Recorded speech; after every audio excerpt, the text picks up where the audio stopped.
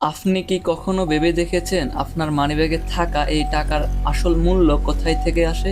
একটি কাগজের টুকরো যেটি বানাতে কয়েক টাকারও কম খরচ হয়, সেটি কিভাবে হাজার হাজার টাকার মূল্য বহন করে? কেন পৃথিবীর প্রায় প্রতিটি মানুষ সারা জীবন এই কাগজের পেছনে ছুটে বেড়ায়? আর সবচেয়ে বড় প্রশ্ন হলো, টাকা কি সত্যি সম্পদ, নাকি এটি শুধু সম্পদ অর্জনের একটি মাধ্যম? আজ আমরা এমন একটি যাত্রায় বের হব যা শুরু হবে হাজার হাজার বছর আগে, যখন পৃথিবীতে টাকা বলে কিছুই ছিল না। মানুষ তখন ব্যাংক চিনত না, কোনো এটিএমও ছিল না, কোনো ক্রেডিট কার্ডও ছিল না, মোবাইল ব্যাংকিং, অনলাইন পেমেন্ট কিংবা ক্রিপ্টোকারেন্সিরও কোনো অস্তিত্ব ছিল না। তবুও মানুষ বেঁচে ছিল, ব্যবসা করত, লেনদেন করত। কিন্তু কিভাবে? সেই সময় একজন কৃষকের কাছে ছিল ধান, একজন জেলের কাছে ছিল মাছ, আর একজন রাখালের কাছে ছিল দুধ। একজন কামারের কাছে ছিল লোহার যন্ত্রপাতি। যদি কৃষকের মাছ দরকার হতো, তাহলে তাকে এমন একজন মানুষ খুঁজে বের করতে হতো যার কাছে মাছ আছে এবং যে বিনিময়ে দান নিতে রাজি হয়। এই ব্যবস্থাটার নাম ছিল ব্যাটার সিস্টেম। প্রথম দেখায় বিষয়টি খুব সহজ মনে হতে পারে, কিন্তু বাস্তবে এর মধ্যে লুকিয়ে ছিল একটি বিশাল সমস্যা। ধরুন, আপনার কাছে 20 কেজি চাউল আছে। আপনি একটি জোড়া জুতা কিনতে চান, কিন্তু মুচির চাউল দরকার নেই, তার দরকার কাপড়। এখন আপনাকে প্রথমে এমন কাউকে খুঁজতে হবে যে আপনার চালের বিনিময়ে আপনাকে কাপড় দিবে। তারপর সেই কাপড় নিয়ে আবার মুচির কাছে যেতে হবে। একটি জুতা কিনতে গিয়ে আপনার হয়তো 3 বা 4 জন মানুষের সঙ্গে লেনদেন করতে হবে। এটি শুধু সময় সাপেক্ষ ছিল না, অনেক সময় অসম্ভব হয়ে যেত। অর্থনীতিবিদরা এই সমস্যাটার নাম দিয়েছিল ডাবল কনসিডেন্স অফ ওয়েন্টস, অর্থাৎ দুই পক্ষের চাহিদা একই সময়ে মিলতে হবে। আর এই সমস্যাটাই মানব সভ্যতাকে ভাবতে বাধ্য করলো, এমন কিছু কি তৈরি করা যায় যা সবাই মূল্যবান বলে মেনে নেবে। প্রথমে মানুষ বিভিন্ন জিনিস ব্যবহার করা শুরু করলো, কোথাও লবণ, কোথাও পশুর চামড়া, কোথাও ঝিনুক, কোথাও গবাদি পশু। কিন্তু খুব দ্রুত মানুষ বুঝে গেল এসবের কোনোটি আসলে আদর্শ নয়। লবণ নষ্ট হয়ে যায়, পশু অসুস্থ হতে পারে, চামড়া পচে যায়, ঝিনুক সব জায়গায় মূল্যবান নয়। তাহলে এমন কি আছে যার টেকসই, বহন করা যায় সহজে, ভাগ করা যায়, যার পরিমাণ সীমিত? এই প্রশ্নের উত্তর খুঁজতে গিয়ে মানব সভ্যতা ধীরে ধীরে পৌঁছে গেল স্বর্ণের কাছে। স্বর্ণকে কেউ তৈরি করতে পারে না, এটি প্রকৃতি থেকে সংগ্রহ করতে হয়। এটিতে মরিচা ধরে না, সহজে নষ্ট হয় না, হাজার হাজার বছর পর্যন্ত মাটির নিচে পড়ে থাকলেও তার মূল্য প্রায় একই থাকে। এই কারণে পৃথিবীর বিভিন্ন সভ্যতা, এমনকি একে অপরের সঙ্গে যোগাযোগ না থাকলেও, স্বর্ণকে মূল্য সংরক্ষণের মাধ্যম হিসেবে গ্রহণ করতে শুরু করে। যেমন মিশরের ফেরাউন, রোমান সাম্রাজ্য, পারস্য, ভারত, এমনকি চীন পর্যন্ত প্রায় সব বড় বড় সভ্যতার ইতিহাসে স্বর্ণের উপস্থিতি দেখা যায়। কিন্তু এখানে আরেকটি বড় পরিবর্তন ঘটলো। যে মানুষের কাছে বেশি স্বর্ণ, তার কাছে বেশি ক্ষমতা। কারণ টাকা দেয় ক্ষমতা, প্রভাব দেয়, নিয়ন্ত্রণ করার ক্ষমতা দেয়। এক সময় রাজারা বুঝতে পারলেন, যদি স্বর্ণের নিয়ন্ত্রণ তাদের হাতে থাকে, তাহলে পুরো অর্থনীতির নিয়ন্ত্রণও তাদের হাতে থাকবে। আর এভাবে জন্ম নিল পৃথিবীর প্রথম মুদ্রা। রাজারা স্বর্ণ বা রূপার উপর নিজেদের প্রতীক বসিয়ে কয়েকটি কয়েন তৈরি করা শুরু করলো। মানুষ সেই কয়েনকে বিশ্বাসও করলো, কারণ তারা বিশ্বাস করত এই মুদ্রার পিছনে রয়েছে বাস্তব স্বর্ণ। কিন্তু ইতিহাস আমাদের একটি গুরুত্বপূর্ণ শিক্ষা দেয়। যখন কোন একটি শক্তি অর্থের উপর অতিরিক্ত নিয়ন্ত্রণ পায়, তখন অপব্যবহারের ঝুঁকি তৈরি হয়। আর এই নিয়ন্ত্রণের গল্প ধীরে ধীরে আমাদের নিয়ে যাবে ব্যাংকের জন্মের দিকে, তারপর কাগজের টাকার দিকে, তারপর আধুনিক অর্থনীতির দিকে, আর শেষ পর্যন্ত বিটকয়েনের জন্ম। কারণ টাকার ইতিহাস আসলে শুধু ইতিহাস নয়, এটি বিশ্বাসের ইতিহাস, ক্ষমতার ইতিহাস এবং মানব সভ্যতার সবচেয়ে বড় অর্থনৈতিক পরীক্ষার ইতিহাস। আর এই গল্পের সবচেয়ে অবাক করা অংশ এখনো শুরুই হয়নি। আমরা এমন এক সময়ে এসে দাঁড়িয়েছি যখন পৃথিবীর বহু সভ্যতা স্বর্ণকে মূল্য সংরক্ষণের মাধ্যম হিসেবে গ্রহণ করেছে। কিন্তু একটি নতুন সমস্যা দেখা দিল। স্বর্ণ মূল্যবান ঠিকই ছিল, কিন্তু এটি দিয়ে প্রতিদিনের লেনদেন করা সহজ ছিল না। যেমন আপনি একটি রুটি কিনতে বাজারে গেলেন, আপনার কাছে আছে একটি স্বর্ণের মুদ্রা, কিন্তু সেই স্বর্ণের মুদ্রার থেকে রুটির দাম অনেক কম। তাহলে বাকি মূল্য কিভাবে ফেরত দেওয়া হবে? আবার যদি দূরের কোনো দেশে ব্যবসা করতে হয়, তাহলে শত শত কিলোগ্রাম স্বর্ণ বহন করা শুধু কঠিনই নয়, অত্যন্ত ঝুঁকিপূর্ণ ছিল। কারণ ডাকাতের ভয় আছে, যুদ্ধের ভয় আছে, জাহাজ ডুবে যাওয়ার ভয়ও ছিল। মানুষ বুঝতে পারলো স্বর্ণ মূল্যবান হলেও স্বর্ণকে নিরাপদে সংরক্ষণ এবং সহজে ব্যবহার করার জন্য একটি নতুন ব্যবস্থার প্রয়োজন। সেখান থেকে জন্ম নিল একটি নতুন ধারণা। মানুষ তাদের স্বর্ণ জমা রাখতে শুরু করলো বিশ্বস্ত স্বর্ণকার এবং নিরাপদ ব্লটে। এর বিনিময়ে তারা একটি রসিদ পেত। সেই রসিদের লেখা থাকতো এই ব্যক্তি নির্দিষ্ট পরিমাণ স্বর্ণ জমা রেখেছেন। প্রথমে এই রসিদের উদ্দেশ্য ছিল শুধু জমার প্রমাণ হিসেবে কাজ করা, কিন্তু কিছুদিন পর মানুষ একটা অবাক করা বিষয় লক্ষ্য করলো। যখন ওই কেনা বেচা হতো তখন সবাই ওই বিশ্বস্ত স্বর্ণকার থেকে শুধু স্বর্ণ বের করতো না, বরং সেই রসিদটাই অন্যের হাতে দিয়ে দিত। কারণ সবাই বিশ্বাস করতো ইচ্ছা করলে এই কাগজ দেখে স্বর্ণ তুলে নেওয়া যাবে। আর এই ছোট পরিবর্তনে মানব সভ্যতার সবচেয়ে বড় অর্থনৈতিক বিপ্লবগুলোর একটি হয়ে ওঠে। কারণ প্রথমবারের মতো মানুষ বুঝলো মূল্য শুধু ধাতুর মধ্যে নয়, বিশ্বাসের মধ্যে থাকতে পারে। ধীরে ধীরে এই রসিদগুলো আরো উন্নত হলো। এগুলো নিয়ন্ত্রণ করার জন্য তৈরি হলো কয়েকটি প্রতিষ্ঠান, আর সেই প্রতিষ্ঠানের একটির নাম হলো ব্যাংক। ব্যাংকের মূল ধারণা ছিল খুব সহজ, যাদের কাছে অতিরিক্ত সম্পদ আছে তারা সেটি নিরাপদে জমা রাখবে, আর যাদের ব্যবসা শুরু করতে হবে বা নতুন কিছু করতে অর্থ দরকার তারা সেই অর্থ ঋণ হিসেবে ব্যবহার করবে। ফলে অর্থ শুধু একটি বাক্সে আটকে থাকলো না, অর্থ চলতেও শুরু করলো, বিনিয়োগ বাড়লো, ব্যবসাও বাড়লো, নতুন নতুন কারখানা তৈরি হলো, নতুন শহর গড়ে উঠলো, অর্থনীতি আরো দ্রুত এগোতে শুরু করলো। কিন্তু প্রত্যেকটি শক্তিশালী ব্যবস্থার মতো এই ব্যবস্থারও একটি দুর্বলতা ছিল। ব্যাংক খুব দ্রুত বুঝে গেল সব মানুষ একই দিনে তাদের স্বর্ণ তুলতে আসে না। এই কারণে জমা থাকা সম্পদের একটি অংশ অন্যদের ঋণ হিসেবে দেওয়া সম্ভব। যতক্ষণ মানুষের বিশ্বাস অটুট থাকে এই ব্যবস্থাও কাজ করে। কিন্তু যদি কোনো দিন সবাই একসঙ্গে নিজের সম্পদ ফেরত চাইতে আসে তখন কি হবে? আর এই প্রশ্নই শত শত বছর ধরে অর্থনীতিবিদদের ভাবিয়ে এসেছে। ইতিহাসে বহুবার এমন ঘটনা ঘটেছে যেখানে মানুষের বিশ্বাস ভেঙে পড়তে শক্তিশালী ব্যাংকও ধসেও গেছে। কারণ ব্যাংকের সবচেয়ে বড় সম্পদ তার প্লটে থাকা স্বর্ণ নয়, মানুষের বিশ্বাস। তাই পৃথিবী আরেকটি বড় পরিবর্তনের জন্য প্রস্তুত হচ্ছিল, কাগজের রসিদ থেকে সরকারি কাগজের মুদ্রা। আর সেই পরিবর্তন শুধু অর্থনীতিকে বদলায়নি, বদলে দিয়েছে রাষ্ট্রের ক্ষমতার ধারণাও। কারণ এখন প্রশ্ন শুধু স্বর্ণ নয়, প্রশ্ন হলো এক টুকরো কাগজের মূল্য কে নির্ধারণ করে এবং আমরা কেন সেটিকে বিশ্বাস করি। সেই প্রশ্নের উত্তর আমাদের নিয়ে যাবে আধুনিক ফ্ল্যাট মানির জগতে, আর সেখান থেকে শুরু হবে টাকার সবচেয়ে বিতর্কিত অধ্যায়। আমরা এমন এক সময়ে এসে দাঁড়িয়েছি যেখানে পৃথিবীর বেশিরভাগ মানুষ আর স্বর্ণ নিয়ে বাজারে যায় না, তারা ব্যবহার করে কাগজের টুকরো। আর অবাক করা বিষয় হলো পৃথিবীর কোটি কোটি মানুষ সেই কাগজের মূল্য বিশ্বাস করে। কিন্তু প্রশ্ন হলো আমরা আসলে কি বিশ্বাস করেছি, কাগজটাকে নাকি এর পেছনের ব্যবস্থাটাকে? এই প্রশ্নের উত্তর খুঁজতে হলে আমাদের যেতে হবে বিংশ শতাব্দীর সবচেয়ে গুরুত্বপূর্ণ অর্থনৈতিক পরিবর্তনের দিকে। একসময় পৃথিবীর অনেক দেশের মুদ্রা স্বর্ণের সাথে সংযুক্ত ছিল। অর্থাৎ আপনার কাছে যদি নির্দিষ্ট পরিমাণ কাগজের টাকা থাকতো তাহলে আপনি সেই কাগজটাকে স্বর্ণের সঙ্গে বিনিময় করতে পারতেন। আর এই ব্যবস্থাটাকে বলা হতো গোল্ড স্ট্যান্ডার্ড। এটি মানুষের মধ্যে একটি আস্থা তৈরি করেছিল, কারণ সবাই জানতো মুদ্রার পেছনে বাস্তব সম্পদ রয়েছে। কিন্তু সময়ের সঙ্গে সঙ্গে পৃথিবী বদলাতে শুরু করলো, জনসংখ্যা বাড়লো, শিল্পায়ন বাড়লো, আন্তর্জাতিক বাণিজ্য দ্রুত বিস্তার হতে শুরু করলো। অর্থনীতি যত বড় হতে লাগলো স্বর্ণের সীমাবদ্ধতা তত স্পষ্ট হতে থাকলো। কারণ পৃথিবীর অর্থনৈতিক কার্যক্রম যেই গতিতে বাড়ছিল স্বর্ণের সরবরাহ সেই গতিতে বাড়ছিল না। একদিকে সরকারগুলো সামনে নতুন নতুন চ্যালেঞ্জ, যুদ্ধ, অবকাঠামো নির্মাণ, জনসেবা, অর্থনৈতিক মন্দা, এসব মোকাবিলা করতে তাদের আরও বেশি অর্থের প্রয়োজন হচ্ছিল। আর এমন একটি ব্যবস্থার দরকার ছিল যেখানে অর্থনীতিকে প্রয়োজন অনুযায়ী পরিচালনা করা যাবে। আর এখানে শুরু হয় ফ্ল্যাট মানির যুগ। ফ্ল্যাট মানি এমন একটি মুদ্রা যার মূল্য স্বর্ণ দ্বারা নির্ধারিত হয় না। এর মূল্য নির্ভর করে রাষ্ট্রের আইন, কেন্দ্রীয় ব্যাংকের নীতি এবং সবচেয়ে গুরুত্বপূর্ণ যে ভিত্তিটা হলো সেটা হলো মানুষের বিশ্বাসের উপর।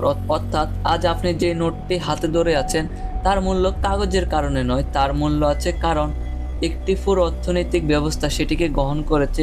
এটি শুনতে খুব সাধারণ মনে হতে পারে, কিন্তু এর অর্থ অত্যন্ত গভীর। কারণ আধুনিক অর্থনীতি মূলত ট্রাস্ট ইকোনমি। যতক্ষণ মানুষ বিশ্বাস করে মুদ্রা ততক্ষণ পর্যন্ত কাজ করবে। যখন সে বিশ্বাস দুর্বল হয়ে যাবে অর্থাৎ হতে শুরু করবে সমস্যা তখন শুরু হবে। তবে ফ্ল্যাট মানে শুধু সমস্যা তৈরি করেনি, এটি অনেক বড় সুযোগও তৈরি করেছে। সরকারগুলো খুব দ্রুত অর্থনৈতিক সংকট মোকাবিলা করতে পেরেছে, ব্যবসা বিনিয়োগ বেড়েছে, নতুন শিল্প গড়ে উঠেছে, আন্তর্জাতিক বাণিজ্য সহজ হয়ে গেছে। বিশ্ব অর্থনীতিতে আগের যে কোনো সময়ের তুলনায় দ্রুত বৃদ্ধি পেয়েছে। কিন্তু প্রতিটি শক্তিশালী ব্যবস্থাতে যে দুর্বলতা লক্ষ্য করা যায়, এখানে একটি দুর্বলতা রয়ে গেল। যদি নতুন টাকা তৈরি করার ক্ষমতা সীমাহীন হয় তাহলে কি একদিন টাকার মূল্য কমে যেতে পারে? এই প্রশ্নের উত্তর আমরা ইতিহাসে বহুবার দেখেছি। যখন কোনো দেশে অত্যাধিক পরিমাণে নতুন মুদ্রা তৈরি হয়েছে তখন অনেক ক্ষেত্রে মূল্যস্ফীতি বেড়েছে একই টাকায় আগের মতো জিনিস কেনা যায়নি। অর্থাৎ সমস্যা শুধু আপনি কত টাকা আয় করছেন তা নয়, সমস্যা হলো আপনার টাকার ক্রয় ক্ষমতা কতটুকু দূরে রাখা যাচ্ছে।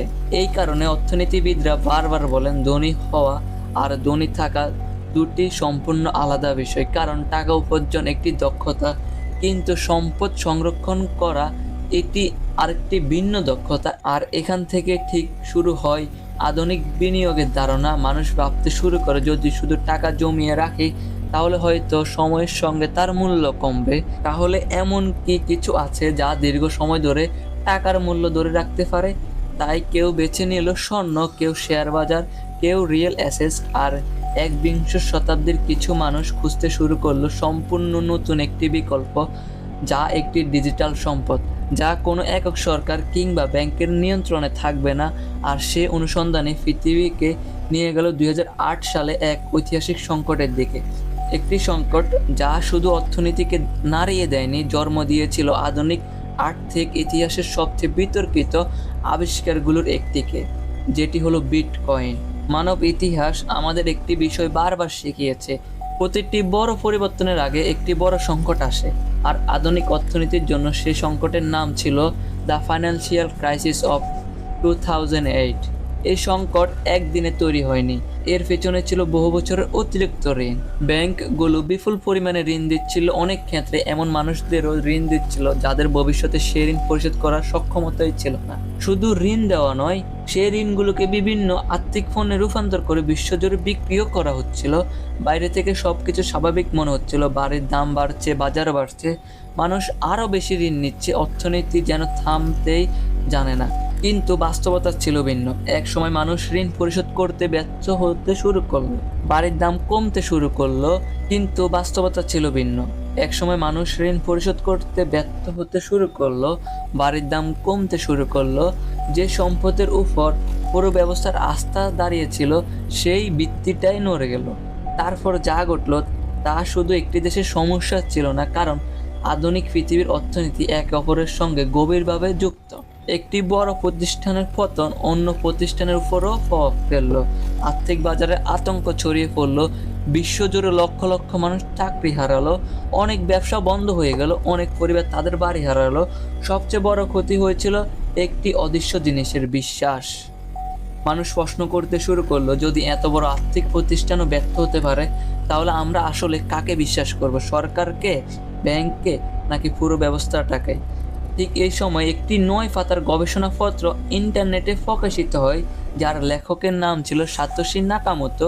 আজও কেউ নিশ্চিতভাবে জানে না এটি কি একজন মানুষের নাম নাকি একটি দলের নাম, কিন্তু সেই গবেষণাপত্রে একটি নতুন ধারণা তুলে ধরা হয়েছিল, একটি এমন ডিজিটাল অর্থ ব্যবস্থা যেখানে দুইজন মানুষ সরাসরি লেনদেন করতে পারবে, মাঝখানে কোনো ব্যাংকের প্রয়োজন হবে না, কোনো কেন্দ্রীয় ব্যাংকের কিংবা প্রতিষ্ঠানের অনুমতিরও দরকার হবে না।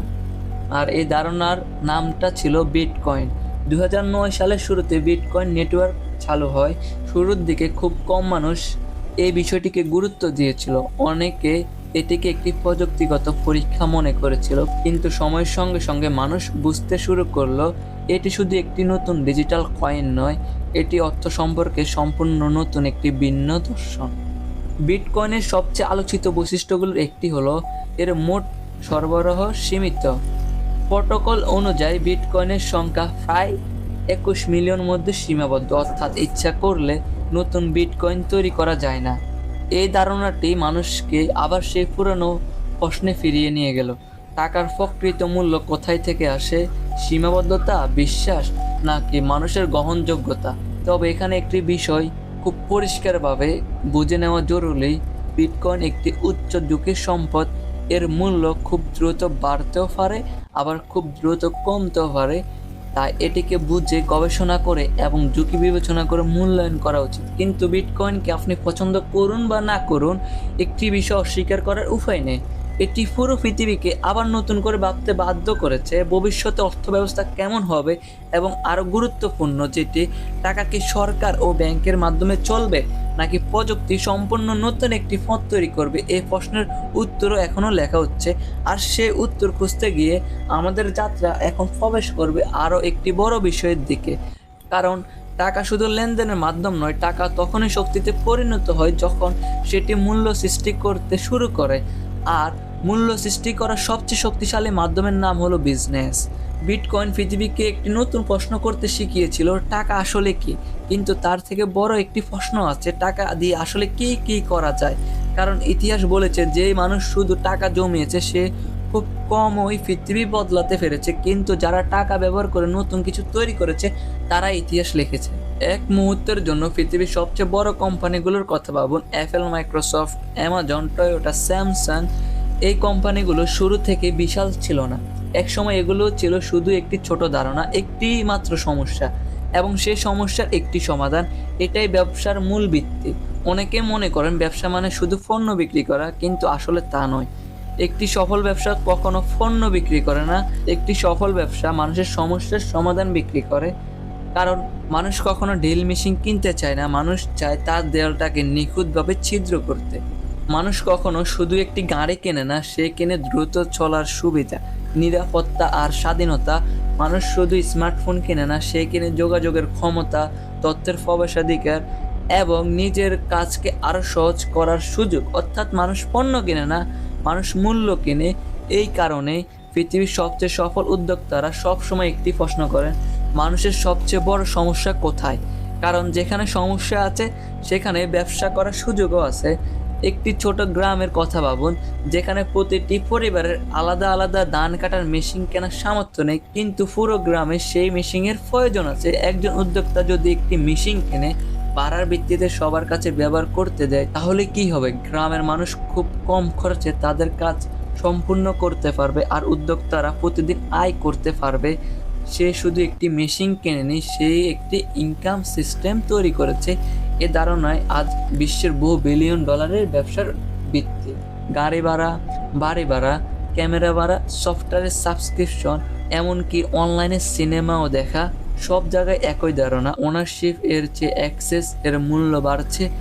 এরপর ভাবুন একটি ভেন্ডিং মেশিনের কথা। আপনি রাতে একটি পানির বোতল কিনলেন, দোকানে কোনো কর্মচারী নেই, কেউ টাকা নিচ্ছে না, কেউ পণ্য হাতে দিচ্ছে না, তবুও ব্যবসা চলছে। কেন? কারণ ব্যবসাটি এমনভাবে ডিজাইন করা হয়েছে যাতে মালিকের উপস্থিতি না থাকলেও সিস্টেম কাজ করতে পারে।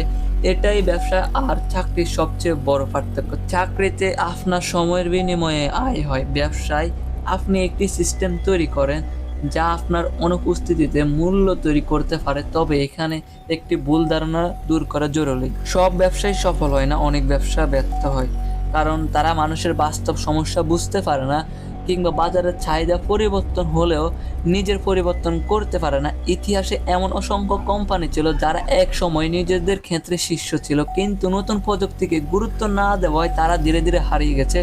অন্যদিকে ছোট ছোট কিছু কোম্পানি পরিবর্তনকে গ্রহণ করে বিশ্বের সবচেয়ে বড় প্রতিষ্ঠানে পরিণত হয়েছে। এখানেই ব্যবসার সবচেয়ে বড় শিক্ষা লুকিয়ে আছে। সফল ব্যবসা শুধু পুঁজি দিয়ে তৈরি হয় না, এটি তৈরি হয় পর্যবেক্ষণ, সমস্যা বোঝা, নতুনভাবে চিন্তা করা এবং মানুষের জন্য ধারাবাহিকভাবে মূল্য সৃষ্টি করার মাধ্যমে। কিন্তু একবিংশ শতাব্দীতে ব্যবসার নিয়ম আবার বদলে যেতে শুরু করলো। একটি নতুন প্রযুক্তি পৃথিবীর প্রতিটি মানুষকে একটি বৈশ্বিক বাজারের সঙ্গে যুক্ত করে দিল। এমন একটি বাজার যেখানে একটি ছোট গ্রামের একজন তরুণও তার দক্ষতা, তার পণ্য অথবা তার ধারণা পৃথিবীর অন্য প্রান্তের মানুষের কাছে পৌঁছে দিতে পারে। আর সেই প্রযুক্তিটির নাম হলো ইন্টারনেট। আর ইন্টারনেট শুধু ব্যবসাকে বদলায়নি, এটি বদলে দিয়েছে পুরো মানব সভ্যতার কাজ করার পদ্ধতি। ইতিহাসে এমন কিছু আবিষ্কার রয়েছে যেগুলো শুধু একটি প্রযুক্তি নয়, বরং পুরো সভ্যতার গতিপথ পরিবর্তন করে দিয়েছে। যেমন চাকার আবিষ্কার, ছাপখানার আবিষ্কার, বিদ্যুতের আবিষ্কার, আর তারপর যে আবিষ্কারটি হলো সেটি হলো ইন্টারনেট।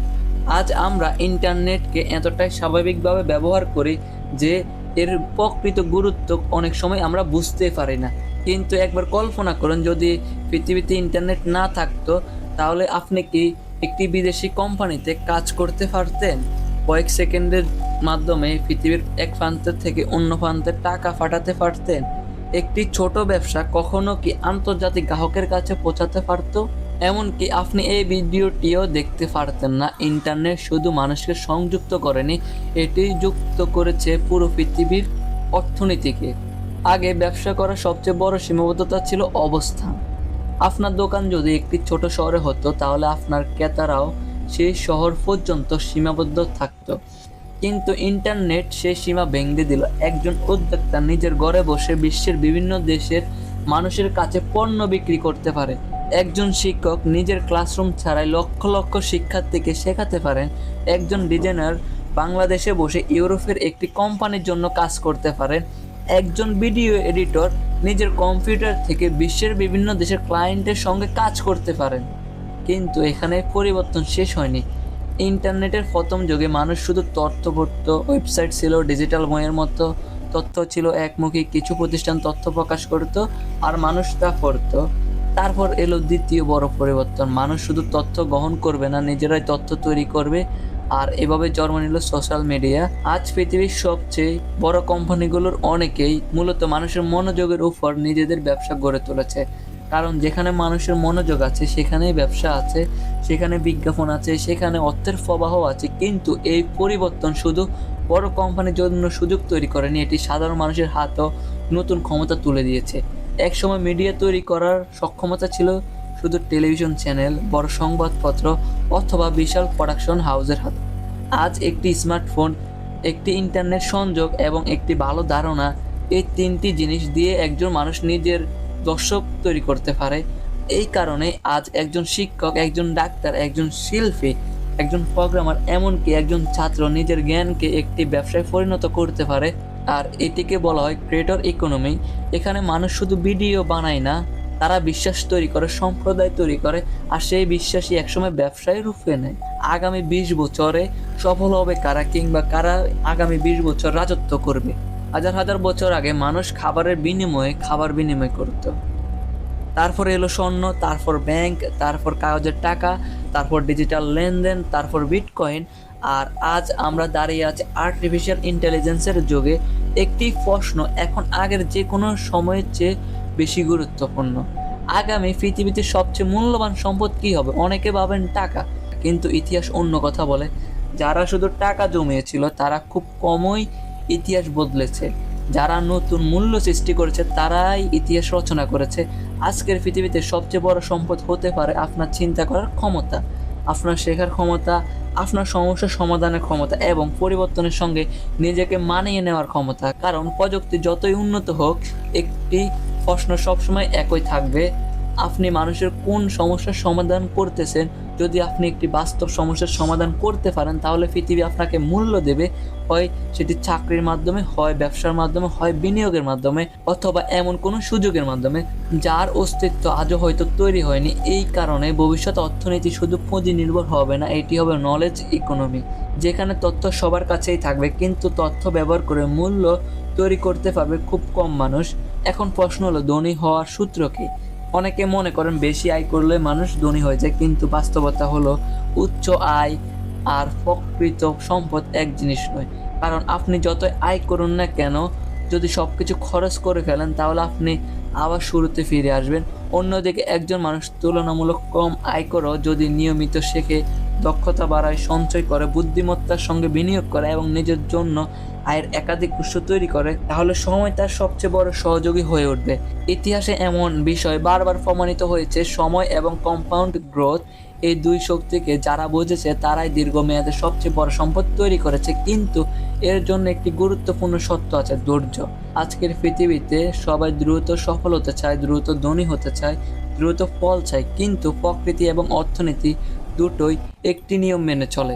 যেমনি বড় গাছ একদিনে বড় হয় না, তেমনি শক্তিশালী ব্যবসা এক মাসে তৈরি হয় না, বিশ্বাস এক সপ্তাহে গড়ে ওঠে না, সম্পদও এক রাতে তৈরি হয় না। তাই ভবিষ্যতে সবচেয়ে এগিয়ে থাকবে সেই মানুষ যে প্রতিদিন নিজেকে গতকালের চেয়ে একটু ভালো করবে, একটি নতুন দক্ষতা শিখবে, একটি নতুন বই পড়বে, একটি নতুন সমস্যা বুঝবে এবং সেই সমস্যার সমাধান তৈরি করবে। মনে রাখবেন, টাকা হলো একটি ফল, কারণ হলো আপনার জ্ঞান, আপনার দক্ষতা, আপনার সততা, আপনার সিদ্ধান্ত এবং মানুষের জন্য আপনি যে মূল্য সৃষ্টি করেন। হয়তো একদিন কাগজের টাকা থাকবে না, হয়তো ডিজিটাল মুদ্রা স্বাভাবিক হয়ে যাবে, হয়তো এআই পৃথিবীর অধিকাংশ সাধারণ কাজ করে ফেলবে, হয়তো একদিন কাগজের টাকা থাকবে না, হয়তো ডিজিটাল মুদ্রা স্বাভাবিক হয়ে যাবে, হয়তো এআই পৃথিবীর অধিকাংশ সাধারণ কাজ করে ফেলবে, কিন্তু একটি বিষয় কখনো পরিবর্তন হবে না: মানুষ সবসময় এমন মানুষকেই খুঁজবে যে তার জীবনকে আরো সহজ করে দেবে, আরো নিরাপদ করে দেবে, আরো উন্নত করতে পারে। হয়তো একদিন কাগজের টাকা থাকবে না, হয়তো ডিজিটাল মুদ্রা হয়ে যাবে স্বাভাবিক, হয়তো এআই পৃথিবীর অধিকাংশ সাধারণ কাজ করে ফেলবে, কিন্তু একটি বিষয় কখনো পরিবর্তন হবে না। মানুষ সব সময় এমন মানুষকেই খুঁজবে যে তার জীবনকে আরো সহজ করেছে, আরো নিরাপদ করতেছে, আরো উন্নত করতে পারে। আর সেখানে লুকিয়ে আছে আপনার সম্পদের রহস্য। আমরা এই পুরো যাত্রায় দেখেছি টাকার জন্ম, স্বর্ণের উত্থান, ব্যাংকের সৃষ্টি, ফ্ল্যাট মানির আবির্ভাব, আর্থিক সংকট, বিটকয়েনের জন্ম, ব্যবসার শক্তি, ইন্টারনেটের বিপ্লব, আর্টিফিশিয়াল ইন্টেলিজেন্স এবং ভবিষ্যতের অর্থনীতি। এই সব কিছুর মাঝেও একটি সত্য কখনো বদলায়নি: সম্পদ তাদের কাছে যায় যারা অন্যের জন্য সবচেয়ে বেশি মূল্য তৈরি করে। তাই প্রশ্নটি হওয়া উচিত নয় কিভাবে আমি ধনী হব, প্রশ্নটি হওয়া উচিত কিভাবে আমি মানুষের জন্য মূল্য তৈরি করব, যার জন্য পৃথিবী আমাকে পুরস্কৃত করবে। হয়তো সেই প্রশ্নের উত্তর খুঁজতে খুঁজতে আপনার নিজের সম্পদের যাত্রা শুরু হবে, কারণ টাকা কখনো শেষ লক্ষ্য ছিল না। এটি ছিল একটি হাতিয়ার, একটি বাসা, একটি ব্যবস্থা। আর প্রকৃত সম্পদ, সেটি সবসময় শুরু হয় একটি চিন্তা থেকে, একটি সিদ্ধান্ত থেকে এবং প্রতিদিন নিজেকে উন্নত করার সাহস থেকে। ধন্যবাদ।